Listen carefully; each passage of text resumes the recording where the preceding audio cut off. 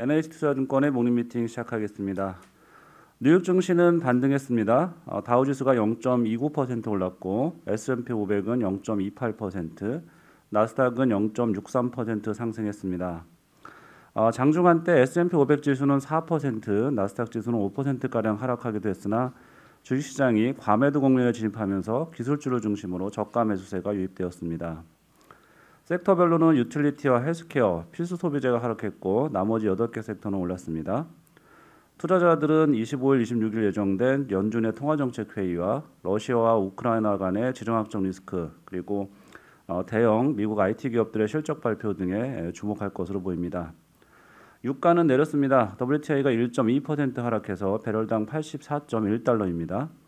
금리는 올랐습니다. 미국채 10년물 금리는 2.9bp 올라서 1.776%입니다. 원달러 환율은 2.1원 오른 1196.1원입니다. 네, 오늘 저희 준비된 자료는 주식 전략과 그다음에 투자 전략 환율 자료가 있고요. 그다음에 크레딧 전략과 산업기업 분석 리포트 이렇게 준비되어 있습니다. 먼저 2월 월보 리포트부터 어제 이어서 마저 발표하겠습니다. 안기태, 조현주 연구원입니다. 예, 시장 금리는 이게 보통 실질 금리와 기대 인플레이션으로 합치는데요.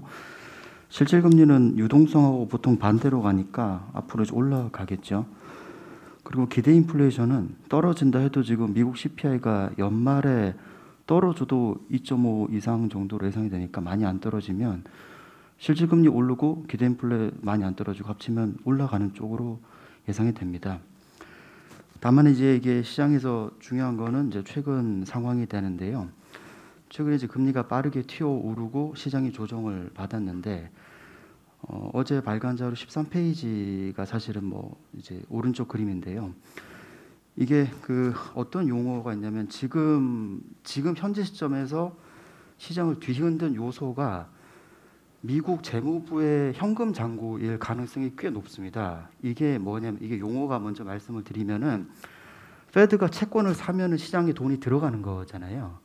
페드가 채권을 사면 캐시가 이제 시장에 들어갑니다. 이게 반대로 재무부가 채권을 찍어내면은 일단 그건 나중에 채권 찍어서 실물에 쓸 수 있지만 어쨌든 일단은 돈을 빨아들이는 겁니다. 캐시를 빨아들이는 거예요. 도로 이제 회수해 가는 거죠. 그럼 이거를 봐야 되는데 미국 재무부가 세금을 걷거나 채권을 찍어내서 페드에다 파킹해 놓은 돈이 재무부의 현금 잔고라는 데이터입니다. 그러니까 이게 올라간다는 얘기는 유동성을 걷어들인다는 얘기가 됩니다. 이게. 그러니까 지금 페드 자산은 지금도 늘고 있거든요. 페드는 돈을 아직도 풀긴 풀어요. 이게. 근데 저기 재무부가 돈을 다 빨아들일 수 있는 거죠. 근데 이 데이터가 작년 12월 16일에 부채 한도가 증액이 됐어요. 그 전까지는 부채 한도에 막혀버려서 재무부가 못 찍어낸 거죠. 그러다가 이게 딱 풀리는 순간부터 재무부가 급격하게 이제 채권을 찍어냅니다. 그러니까 원래는 이게 부채 한도 증액이 되면 이게 그냥 좋은 뉴스로만 생각을 했는데 그게 아니라 뚜껑을 열어보니 지금까지 봤더니 재무부 현금 잔고가 급증을 하는 거죠. 유동성을 빨아들였다는 얘기입니다. 이게 어느 정도 수준이냐면은 부채 한도 증액 전에 잔고가 400억 불 정도다가 지금 6천억 불로 올라왔거든요.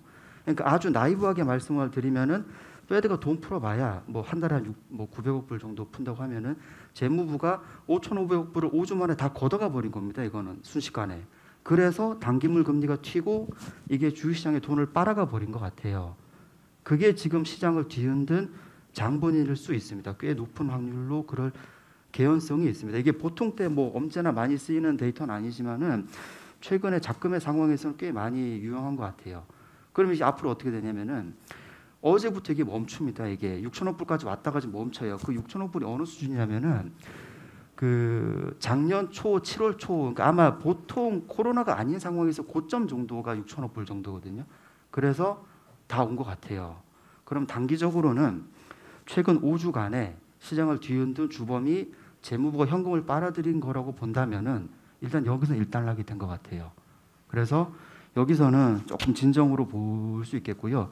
다만 인플레이션에 대한 해석이 인플레이션은 사실 최소한 올해 상반기까지는 같이 가야 될 이제 친구가 되는 건데 이거를 좋게 보면 경기 개선이고 나쁘게 보는 쪽에서는 유동성 이제 흡수가 되는 거잖아요. 그래서 거기에 따른 해석의 어떤 양반 뭐 이런 것들은 양론 이런 것들이 있을 것 같습니다. 다만 이제 말씀드린 재무부 현금 잔고로 봤을 때는 일단은 여기서는 좀 일단락 그렇게 좀 보고 있습니다. 네, 이어서 미국 쪽 이슈 말씀을 드리면요. 일단 뭐 최근 시장의 가장 큰 변동성을 확대시키는 공격적인 페드의 스탠스를 보시면 이제 물가랑 고용 시장이 두 가지 요소인데요. 물가는 저희가 계속해서 업데이트를 드리고 있고 미국 고용 시장 같은 경우는 뭐 그동안의 병목 현상으로 물가를 올렸던 부분도 있지만 미국 고용 시장의 그런 공급 부족으로 인해서 구조적으로 임금이 올라가고 이제 물가가 높은 수준에서 이제 계속 머무르게 지연을 시키는 요소가 있었다라고 좀 판단을 하고 있습니다. 그래서 그런 부분들에 대한 이제 팩트 체크를 좀 해봤고요. 지금 보시면 이제 1월부터 미국 원래 12월까지는 미국이 방학이었고 1월부터 다시 시작되는 미국 학교들의 원격 수업 전환이 굉장히 많아졌습니다. 그러다 보니까 이제 워킹맘들이 일자리로 복귀하지 못하고 계속해서 12월에 이어 1월 달에도 집에서 머무르는 그런 이슈들이 계속 나타나고 있고요. 또한 뭐 오미크론이나 코로나19로 인한 치사율이 많이 낮아지기는 했지만 55세 이상의 노인들이 그 사망자 수의 90% 이상이고요. 65세 이상이 70%를 차지하고 있습니다. 결국에는 이런 고령층 같은 경우는 돈이 문제가 아니라 자신들의 그런 목숨, 안전성에 대한 위험 때문에 이른 은퇴를 많이 하고 있는 추세다라고 보실 수가 있을 것 같고요. 그동안 자산 시장이 좀 오르면서 부동산이나 주식으로 좀 많이 돈을 벌면서 이런 두꺼워진 지갑에 좀 더 믿음을 가지고 고용 시장이 계속 타이트한 부분이 이어졌다 이렇게 좀 판단을 하고 있습니다. 결국에는 그럼 이런 타이트니스가 언제까지 지속되느냐인데 결론은 바이러스인 거죠. 그래서 결국에는 이 바이러스의 후유증이 계속 좀 1월까지 1, 2월까지 남아있는 부분이다라고 생각을 하고 있고요. 결국에는 뭐 느리지만 이 후유증에서는 벗어나서 정상화 국면으로 향해 있기 때문에 지금이 이제 조금 최악의 국면이 아닐까 이렇게 좀 판단을 하고 있습니다. 이상입니다. 안기철 의원한테 좀 여쭙겠는데요. 좀 전에 말씀하신 그 채권 잔액 같은 경우 지금 과거 고점까지 올라왔다는데 즉 그 말은 이제 유동성이 축소되는 부분이 앞 재무부 측면에서는 좀 완화될 수 있다. 뭐 이걸 의미하는지 좀 여쭤보고 싶고요. 그리고 연준과 재무부가 어떠한 교감도 없이 각각 기관의 판단에 따라서 뭐 유동성 관련된 정책을 펴는지 뭐 이 부분도 좀 설명할 수 있으면 부탁드릴게요.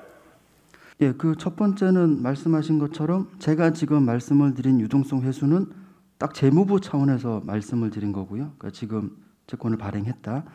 근데 부수적으로 하나 더 말씀을 드리면은 이렇게 걷어가면은 채권을 찍어내서 걷어가면 정부가 일단 돈이 생기고 나중에는 이게 또 다시 지출로 나갑니다. 그래서 일단 지금 회수하고 나중에는 오히려 지출이 될 수 있죠. 근데 지금 당장은 일단 회수가 된 거고요.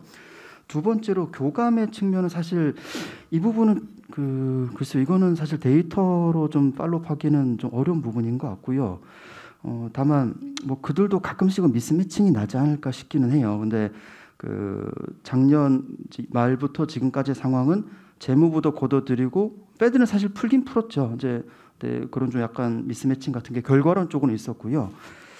비근한 예로 15년 연말에 패드가 금리 올릴 때 그때도 희한하게 재무부가 이거 걷어들였던 적은 있습니다. 그러니까 그때는 양쪽에서 그냥 걷어들였던 케이스는 있어서 뭔가 교감은 있을 텐데 가끔씩 이게 뭐 가볍게 말씀드리면 사람 하는 일인지라 이게 좀 미스매칭이 나는 것 같습니다. 네. 네, 코로나 이전에 재무부의 현금 잔고가 6천억 달러가 고점이었다고 말씀하셨고 더 이상 그러면 지금 이거보다 더 늘어날 가능성에 대해서는 어떻게 생각하세요? 사실 이 부분이 좀 정치적인 문제긴 한데요. 그러니까 코로나 때 급증을 한 케이스를 빼면은 말씀드렸던 것처럼 평상시의 고점 정도는 6천억 불 정도가 좀 되는 것 같고요. 그래서 이건 사실 근거를 댈 수 있는 게 딱 그게 유일합니다, 사실. 그러니까 과거 케이스상 고점이 이 정도니까 여기가 고점일 거다. 지금으로서는 뭐 그 정도 분석밖에는 조금 제한적이네요. 네. 네, 수고하셨고요. 이어서 환율 리포트 발표하겠습니다. 권하민 연구원입니다. 네, 환율 자료 말씀드리겠습니다. 저 이번 자료에서는 이제 제목이 유럽도 같이 간다라는 거고요. 그러니까 사실 상대적인 환율 가치 입장에서는 미국만이 아니라 미국 외지역도 긴축에 나서고 있다라는 점이 중요해 보입니다. 최근 한 달 동안 보시면 달러 지수를 구성하고 있는 게 결국 6개 선진국 동화인데요. 스웨덴 크로네를 빼면 다 대부분 달러보다 강세였다라고 보실 수가 있습니다. 유로와 이제 영국 파운드와 캐나다 달러가 모두 그랬고요. 캐나다 같은 경우도 뭐 내일 통화정책 회의 예정되어 있지만 금리 인상 가능성 높아지고 있고, 영국도 계속해서 긴축 흐름이 이어지고 있기 때문에 일방적인 달러 강세가 계속 제압되고 있는 그림입니다. 특히 최근에 유럽을 보시면 이제 2011년에 ECB가 물가만 보고 4월과 7월에 기준금리 인상하면서 사실 조금 부작용이 나타난 바가 있습니다. 당시에 이제 피그스, 그러니까 취약국 위주로 이제 경기 침체와 재정 부담이 이어졌었고, 실제로 그 소매업 서베이나 이런 심리 지표를 보시면 재고가 이제 증가하고 있는데 향후 경기 활동에 대해서는 이제 좀 비관적인 응답이 계속이 됐었습니다. 근데 이제 그때 금리 인상을 했어서 부작용이 났던 건데요. 지금을 보시면 좀 데이터가 반대입니다. 지금은 저희가 미국 쪽이나 뭐 유럽 쪽 선진국 재고 재축적을 말씀드리는 것처럼 재고는 부족한데 이제 향후 경기 활동에 대해서 낙관적인 응답 지속되고 있어서 아마도 이런 펀더멘털의 다른 흐름들이 충분히 ECB도 감내할 만한 펀더멘털이 됐다라고 생각을 하고 이제 통화정책 정상화 행보에 나서는 것 같습니다. 그래서 저희가 이제 순환적인 유로화 강세의 전망을 말씀을 드리고 있어서 아마 1분기 때 이제 말로 갈수록 추가 달러화 강세 역시 제약될 것이다라고 생각하고 있습니다. 이상입니다. 예, 질문 있습니다. 지난 월보 보면은 이제 1분기와 2분기 이제 달러 약세 이후에 이제 강세를 전망했었는데요. 네. 오늘 보면 달러 강세가 이제 뭐 제한될 것 같다는 전망이신데 혹시 비유가 뭐 전반적으로 바뀐 건지 이에 대한 코멘트 좀 부탁드리겠습니다. 네, 뷰가 바뀐 것은 아니고요. 저희가 앞에서 이제 순환적인 유로 강세와 달러 강세 제한이라고 말씀을 드린 건 지금 긴축 우려 때문에 최근에 좀 뭐 신흥국 통화에서 변동성이 나타나긴 했지만 달러 지수 기준으로는 이제 오히려 강세가 좀 제한되는 그림입니다. 1분기 말 정도 갈수록 이제 그렇게 좀 달러의 추가 하향 안정화를 보고 있는 거고요. 저희가 사실 상반기 말고 하반기를 조금 더 달러 강세 압력이 커지고 원화 역시도 원달러 환율 기준으로 1,200원 트라이하는 모습을 보일 거라고 전망을 하고 있습니다. 그래서 크게 보시면 나이키 궤적처럼 상저 그리고 하고의 달러와 이제 원달러 환율 궤적으로 생각해 주시면 좋을 것 같습니다. 이상입니다. 네, 이어서 국내외 크레딧 시장 위클리 발표하겠습니다. 한광열 연구원입니다. 네, 국내 크레딧 스프레드 같은 경우는 지난주에 단기물 위주로만 축소가 됐고 전반적으로 좀 보합세를 보였습니다. 1월 초에 보였었던 강세가 중순 들어서 다소 둔화되는 모습인데 뭐 연준의 공격적인 긴축 통화 정책과 함께 국내에서는 광주 신축 아파트 사고로 인해서 건설사에 대한 좀 우려가 높아지면서 크레딧 투자 심리도 저하된 것으로 판단되고 있습니다. 연초에 이제 1월 같은 경우는 보통 1, 2월까지 스프레드가 계속해서 축소되는 모습을 과거에는 보였었는데 이번에는 약간의 좀 그 축소세가 둔화될 수는 있겠지만은 반대로 확대로 돌아설 가능성은 크지 않다라고 저희는 판단하고 있습니다. 먼저 과거 대비해서 스프레드 수준이 높아서 투자 매력이 높은 상황이고 그리고 기관들의 자금 집행도 계속해서 이루어지고 있기 때문입니다. 지금 현재 국내 크레딧 상위 등급 AA 등급의 수익률 같은 경우에는 2% 후반 정도 2.7, 2.8 정도 나오고 있는데 2014년도 이후로 가장 높은 수준입니다.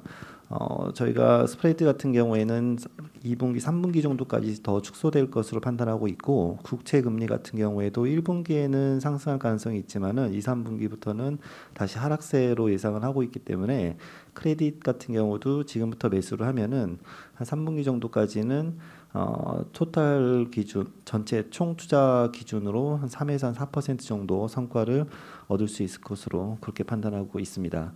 이어서 글로벌까지 말씀을 드리면은 글로벌도 역시 이제 하이힐드 채권 위주로 스프레드가 좀 확대가 됐는데 저희가 볼 때는 이제 외부적인 요인이 좀 강하고 내부적인 요인인 하이힐드 기업들의 어떤 펀더멘털 측면은 크게 약화되진 않았다라고 판단하고 있습니다. 실적이라던가 그다음에 그 이자 감당 능력, 그다음에 유가 수준, 부도율 전망 이런 걸 감안해 보면은 펀더멘털은 견조하고 이게 만약에 펀더멘털이 깨지는 상황에서는 하이힐드 채권도 약세지만은 뱅크론도 같이 약세입니다. 근데 지금은 보면은 하이힐드 채권만 좀 약세이고 뱅크론은 여전히 지난해에 이어서 올해도 견조한 모습을 있기 때문에 약간의 외부적인 요인이 강하고 이렇다면은 당분간 뭐 우크라이나 사태라던가 이런 것들 때문에 변동성은 좀 있겠지만은 지속적으로 우리가 우려할 정도로 그렇게 약세로 갈 가능성은 크지 않다라고 보고 있습니다. 이상입니다. 네, 다음은 산업기업 분석 리포트 발표하겠습니다. 신재생에너지 산업 정현승 연구원입니다. 네, 글로벌 탑티어 풍력 터빈 기업인 지멘스 감회사가 지난 금요일 날 1분기 잠정 실적을 발표했습니다. 이 회사는 9월 결산 법인으로 2022년 1분기는 저희 캘린더기 기준으로 이제 4분기 실적에 해당합니다. 실적 발표 과정에서 특이사항은 이제 물류 이슈나 프로젝트 건설 지연, 그다음에 이제 신제품인 5메가와트급 육상용 터빈 디자인이 변경되면서 생산 스케줄이 또 지연됨에 따라서 비용이 증가했고요. 이러한 비용 증가 요인들을 감안해서 보유하고 있는 육상풍력 프로젝트에 대해서 공사 손실 충당금을 약 2.9억 유로 정도 설정했습니다. 그래서 1분기 실적은 기대치를 큰 폭, 특히 수익적인 측면에서 큰 폭으로 하회한 실적이 나왔다라고 보시면 될 것 같습니다. 1분기 신규 수주는 25억 유로로 이제 서비스 풍력을 포함한 전체 수주 잔고는 336억 유로로 숫자상으로는 양호했지만 작년 연말에 있었던 이제 독일 쪽에 있었던 해상 풍력 프로젝트 수주를 제외하면 육상 풍력은 계속적으로 신규 수주가 위축되고 있는 것으로 좀 판단됩니다. 회사는 이를 감안해서 연간 실적 가이던스를 조정을 했고요. 기존에도 올해는 매출액이 2에서 7% 정도 감소할 것으로 전망하고 있었는데 이 감소폭을 더욱더 확대해서 하단을 좀 더 높인 2에서 9% 정도 매출이 감소할 것으로 봤습니다. 그 다음에 충당금 설정을 감안해서 에빗 마진도 기존 1에서 4% 흑자에서 마이너스 4에서 1%로 하향 조정했습니다. 아무래도 신재생에너지 하면 전통적으로 외형 성장에 기반되는 어떤 성장주의 모습을 보여줘야 되는데 매출액이 감소한다라는 부분들 그리고 가이던스를 통해서 이 부분이 더 확대된다라는 부분에서 봐서 지금 주가도 좀 큰 폭의 하락세를 지난 월요일 날 경험을 좀 했습니다. 지금 다만 정책적으로 변화를 보면 이제 글로벌 해상 풍력은 계속 개화기에 좀 진입한 상황이고요. 특히 미국과 그다음 국내를 중심으로 해서는 해상 풍력이 좀 개화기에 진입했습니다. 특히 작년 연말부터 미국 동부에서 대규모 프로젝트들이 좀 시작이 된 상황이고요.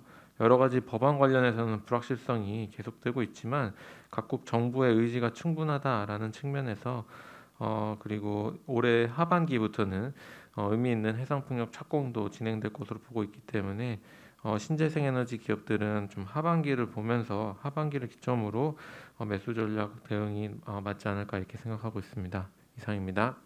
예, 저희가 그 바이든 정부가 들어올 때 이제 시장에서 항상 했던 얘기가 신재생 쪽이 제일 좀 큰 수혜를 볼 거다, 뭐 이런 얘기들을 많이 했었고, 사실 아마 저희 하우스에서도 그런 쪽으로 많이 얘기를 한 것 같은데, 그때 저희가 예상했던 속도랑 지금 진행되고 있는 이런 뭐 투자나 이런 속도랑 비교를 해보면, 뭐 지금 상황이 좀 어떤지, 뭐 당시에 저희가 기대했던 만큼 진행이 되고 있는지, 이런 부분들 좀 점검 좀 해주시면 좋을 것 같습니다. 가장 지금 뭐 정책 그러니까 이제 프로젝트 시행 속도에 대해서는 큰 차별화는 없지만 신규 프로젝트가 들어올 수 있도록 기반을 마련하는 정책이 지금 계속 통과되지 못하고 있는 상황이고요. 관련해서 불확실성이 있다 보니까 조금 쉽지 않은 상황이고 실제로 이제 그 지멘스 감회사 쪽에서도 이야기했던 거는 정책적 이슈도 있지만 글로벌 금융 환경이 지금 빠르게 변하면서 특히 금리 상승과 비용 증가가 예상치를 크게 상회하고 있는 상황이 나타나고 있기 때문에 지금 신규 프로젝트를 진행하려고 하는 사업자들이 다소 속도를 늦추고 있거든요. 그래서 정책적 불확실성이 있는 가운데 지금 금융 환경이 생각보다 빠르게 신재생 사업을 하는데 좀 비우호적으로 변해서 다소 프로젝트 속도가 조금 지연되고 있고 이러한 부분이 올해 매출이 오히려 감소하는 영향으로 나타나고 있습니다. 그래서 조금 이러한 분위기가 해소되는 시점이 내년은 돼야 좀 나타날 것 같고요. 주가상으로는 하반기부터가 되지 않을까 생각합니다. 네, 이상으로 모닝 미팅 마치겠습니다.